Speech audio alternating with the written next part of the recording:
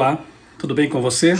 Vamos recapitular mais uma lição da Escola Sabatina deste trimestre. Estamos estudando aqui dois temas bastante interessantes. A lição dos jovens, o tema liberdade, um conceito sobre constante ameaça pela união político-religiosa. A lição desta semana está muito interessante. E a de adultos, sobre o livro de Salmos. Temas também bastante interessantes e é bom lembrar que já estamos na lição 11, portanto faltam mais duas apenas para terminar o trimestre.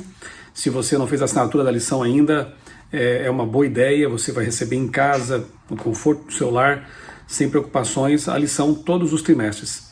A lição existe para nos motivar a ter um contato diário com a palavra de Deus, estudar a Bíblia sistematicamente, e ela promove a unidade da igreja também, porque é interessante a gente pensar que todos os trimestres, irmãos adventistas em todo o planeta, nos países em que há a igreja adventista, ela está em quase todos, estão estudando o mesmo tema, o mesmo assunto.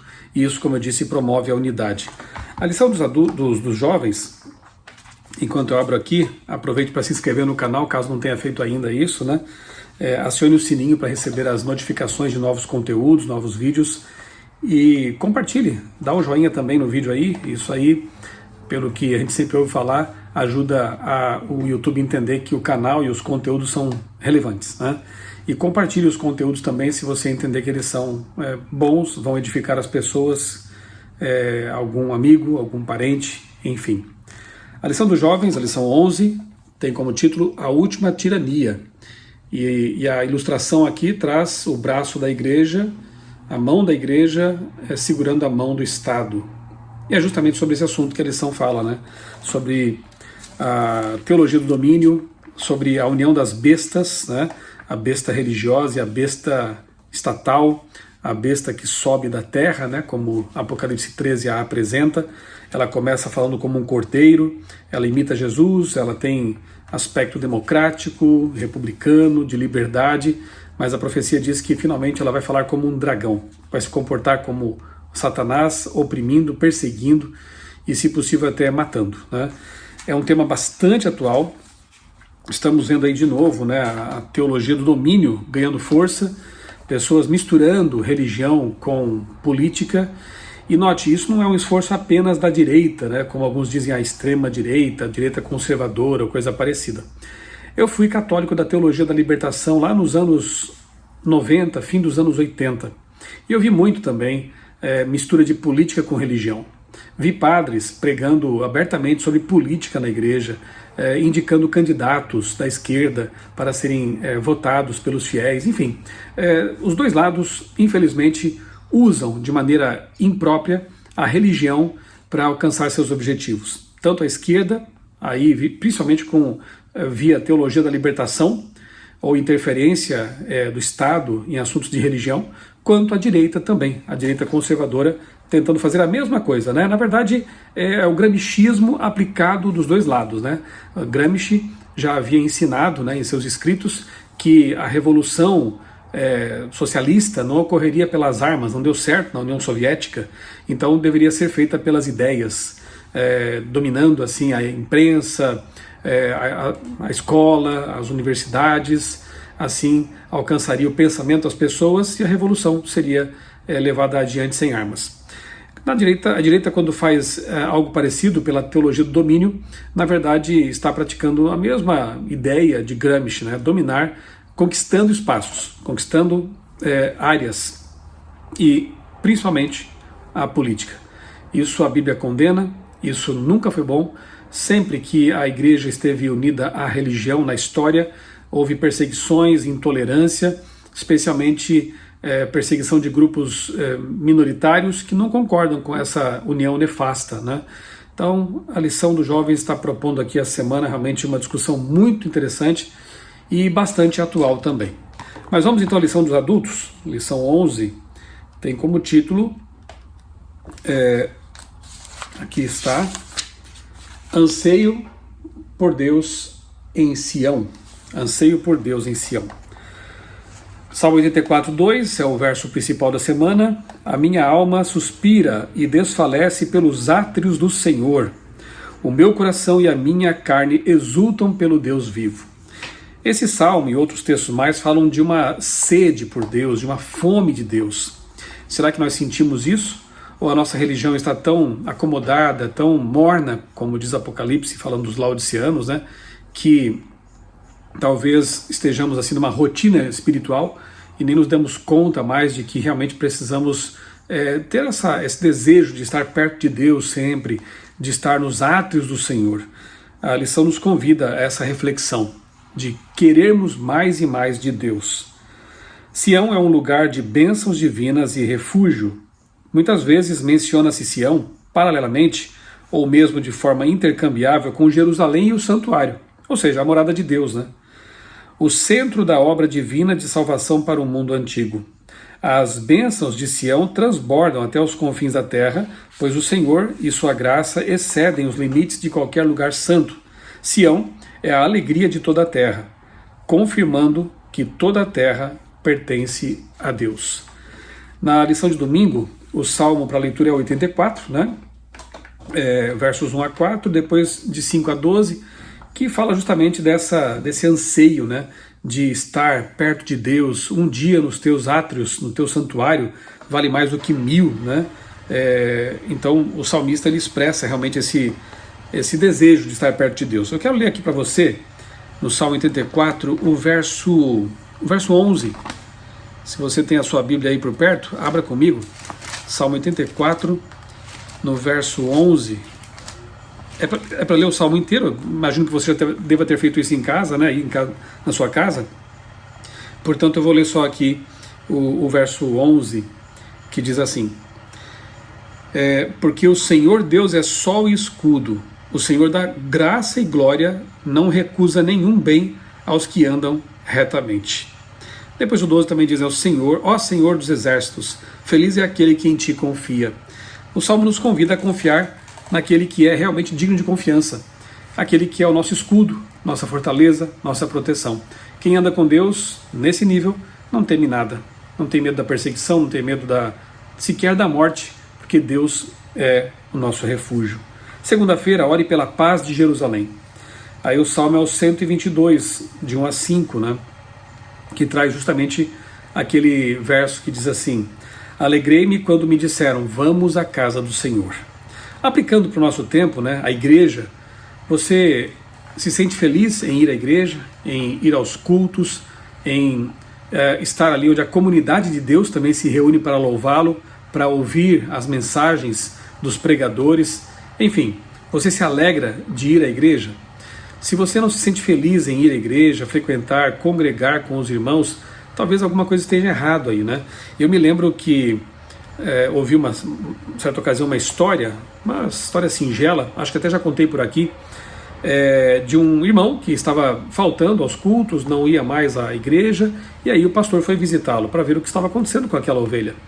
Quando chegou à casa daquele irmão, que tinha ali uma lareira, ele se sentou ali no sofá, foi até a lareira, pegou ali com aquela tenaz, né, pegou ali uma brasa, colocou em um prato e sentou-se novamente e aguardou ali que a brasa apagasse e virasse um carvão.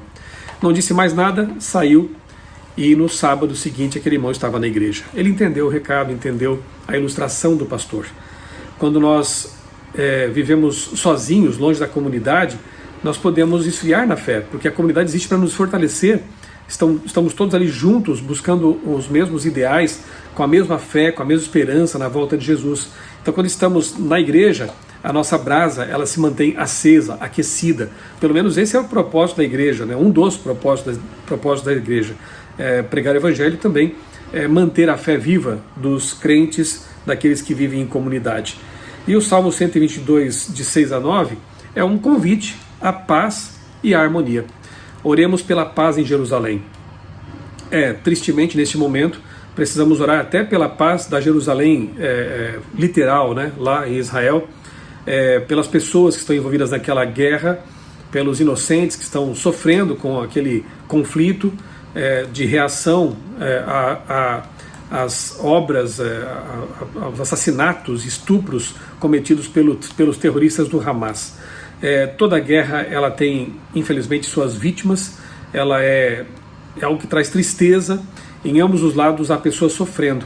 Então vamos aproveitar, não apenas para orar pela paz da igreja, pela paz na Sião espiritual, mas orar também pela paz ali naquela região, no Oriente Médio, para que as pessoas possam ter um pouco de tranquilidade, pelo menos um pouco de tranquilidade para respirar e principalmente para aceitar a salvação oferecida pelo Messias Jesus Cristo, antes que ele volte e acabe definitivamente com todas as guerras. Orar pela paz de Jerusalém invoca as bênçãos divinas sobre a cidade e seus habitantes e unia os adoradores. Invocava, as bênçãos divinas sobre a cidade e seus habitantes e unia os adoradores, fazendo com que a paz se espalhasse entre eles. A oração pela paz de Jerusalém transmitia um apelo ao povo para que vivesse em paz com Deus e uns com os outros. E é o que precisamos também como igreja, Precisamos de paz com Deus e paz uns com os outros. Terça-feira, Sião, o lar de todas as nações. Aí o salmo para a leitura de terça-feira é o 87. E eu quero ler para você aqui apenas o verso 6, que é bem interessante, Aqui fala de Sião, o lar, do povo de Deus. Mas tem aqui um detalhe que me chamou a atenção, e a lição também destaca isso, que é justamente o verso 6.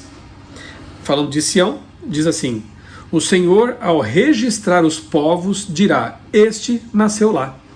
Então não nos preocupemos se nós não somos, não temos sangue judeu, se não somos literalmente de Israel, porque na verdade Deus quer unir o povo dele de todas as nações e fazer desse povo Israel espiritual, tanto quanto Israel também literal, Então ele quer nos colocar, nos enxertar na videira, como diz também a Bíblia numa ilustração, numa metáfora bem interessante. Ou seja, não se preocupe com respeito à sua etnia, à sua origem, de onde você é, porque você pode ser considerado como tendo nascido em Sião, na Sião espiritual. Achei bem interessante esse verso, Nasceu lá, nasceu em Sião. Quando você aceita Jesus como seu Salvador, quando você aceita a palavra de Deus como sua regra de fé e prática, você passa a ser tido como um israelita espiritual.